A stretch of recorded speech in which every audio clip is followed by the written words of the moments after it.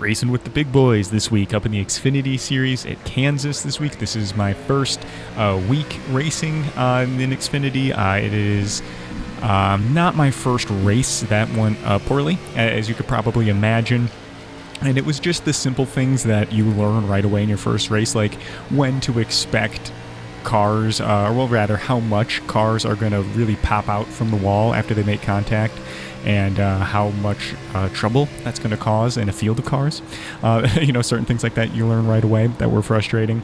But beyond that, there's going to be some accident avoidance, especially early in this first stint. There were 2 yellows pretty quickly in this race, and then beyond that, the stints got longer until the end, where we went pretty far, pretty long. Those 2 cars coming apart in front of me, but towards the end we had our green flag pit stop, and to the end of the race, and so that was more than half the race green flag, which was really nice. And as you can see here, we're already moved our way up by avoiding, this is the first restart.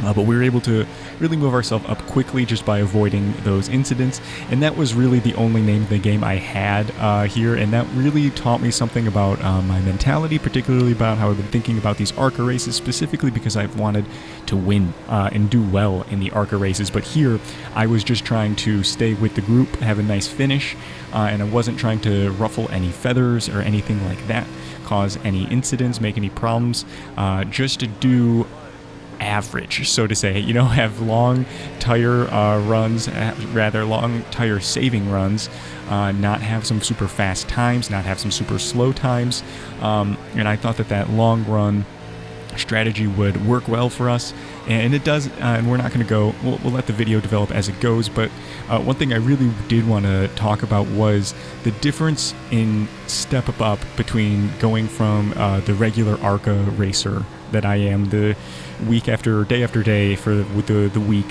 for the ARCA races, and trying to do as well as I can in each race, and then really focusing on that as a series, and then jumping into these modern, what we'll call modern, even though theoretically it's hard to call those ARCA cars because it is how you want to look at them. But look at that rejoin. Could have gone so poorly, and that actually same thing did happen in one of these races. That you're not going to see, and it ruined everything. But anyway, and so everything is just different about that ARCA car. And the big thing that I found the most different was that getting in the ARCA car, the first thing you notice right away is that it's very loose, and that you have to be very careful about your throttle inputs because it could just send you around real easily. And that's the thing; it sends you around recently. It shifts where you are a lot, but it doesn't just start pushing you in, because you're at these speeds with these cars and this downforce. When you hit the throttle, it pushes you to the ground and you go forward. But then also of course, depends if I'm preaching to the choir or not here, but then that combined with a high bank means you slide up. Moving forward fast on the high banking, you slide up. And so that is a lot different than the ARCA cars, because when you make a mistake in the ARCA cars, you can generally let off the gas and change your line by, scrubbing your tires a bit, by giving the wheel a yank, but you can generally do that, change your line, where you're at mid-corner, fix your mistake mid-corner, and that is not really a thing that happens in these cars. And so that was something I noticed right away, like the comparison to noticing how loose the ARCA car is right away and what that means.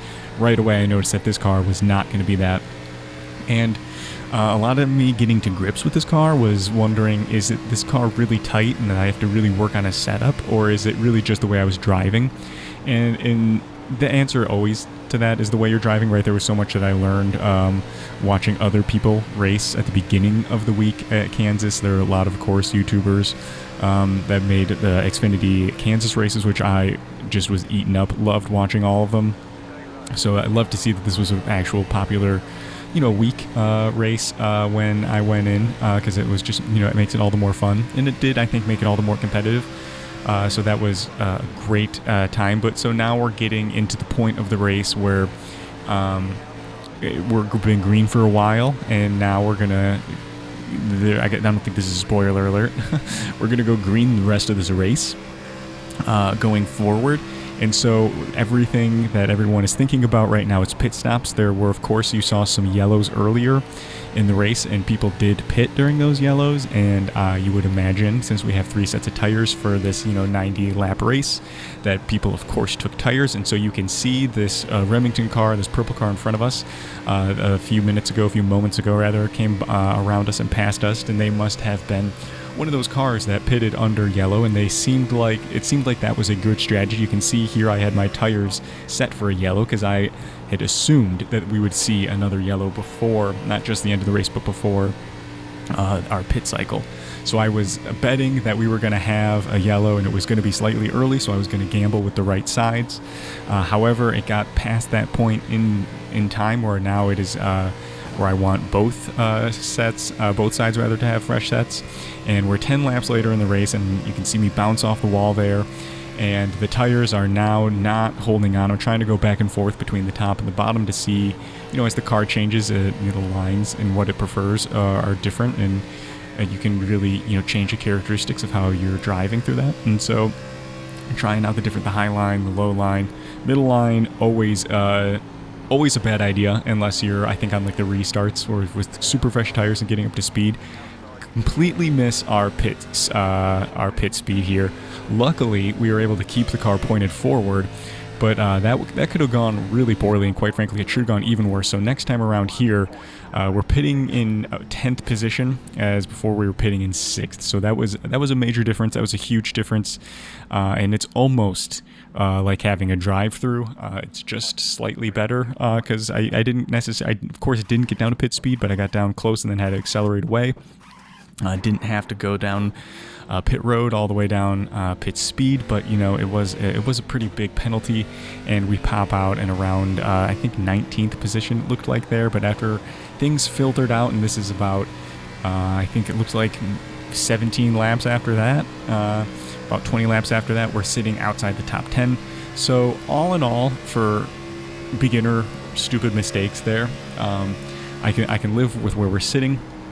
Things are going good, and now we're all just running till the end of the race. And I think at this point, I'm hoping, of course, the caution would be ill-timed now at this point. So I'm hoping that we can have some nice runs, we can get some nice experience, and that's pretty much what happened. We got some nice experience behind the car, and it really made me, as I was doing this race during this time, I was really thinking about what I was going to be able to do going forward.